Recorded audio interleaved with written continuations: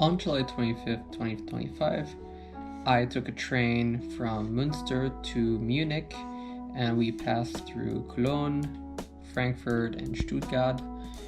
And it was 6 hours long, which was pretty nice, and I arrived a little bit after midnight. Amy went and come to pick me up from the train station and went to the hotel to go sleep.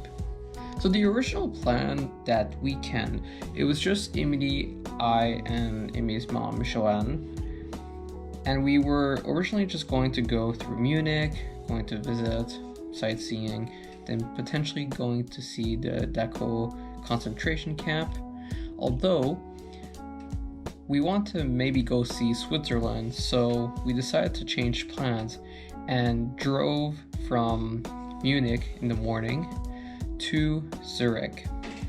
During the drive, I proposed that if we could go and just check out a little bit of Liechtenstein in the meantime, because we were driving really close to it, and it would just be nice to say that we visited another country in that little trip.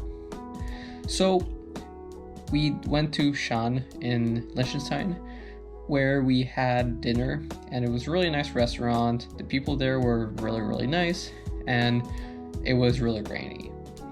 But after walking just a little bit in the rain, we took our car and we went from Schaan to Zurich, where we just parked the car and just went to go sightseeing and see the beautiful city of Zurich.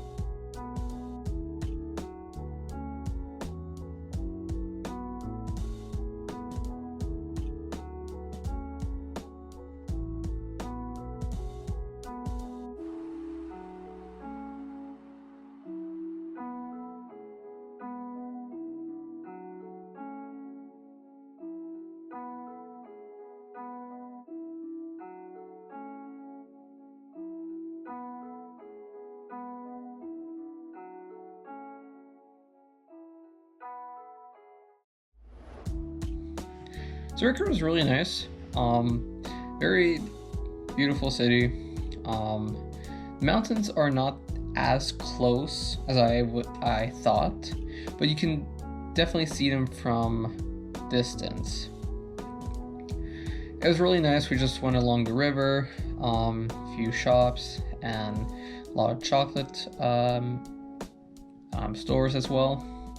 We even went to go get a fondue at a fondue place, and just before that it rained so hard. It was one of the hardest rain I've encountered in my life, definitely harder than what you would expect from Edmonton, but it was still nice, and it was still a very good Saturday in Zurich.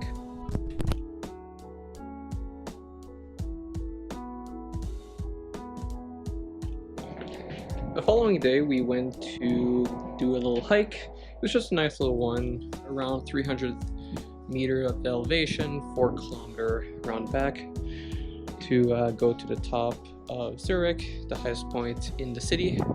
That was really nice. Nice view of the countryside as well.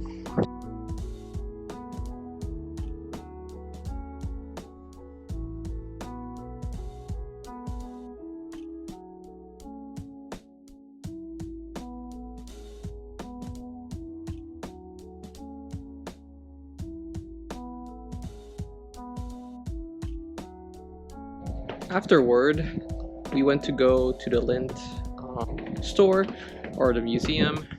We didn't go in the actual museum, but we went to go and buy a bunch of Lindt chocolate, which was pretty cool just to be there. And after, we took the road to go to Bern, just to go through it. And then during the trip, we were supposed to go to Frankfurt, but I suggested to just stop to Strasbourg because it was on the way and I didn't get the chance to go to France yet, so I just wanted to have the opportunity of just saying that I did go to France. And it was still a really nice, we just went and go eat some cheese and drink wine and just walk around the city. It was really nice.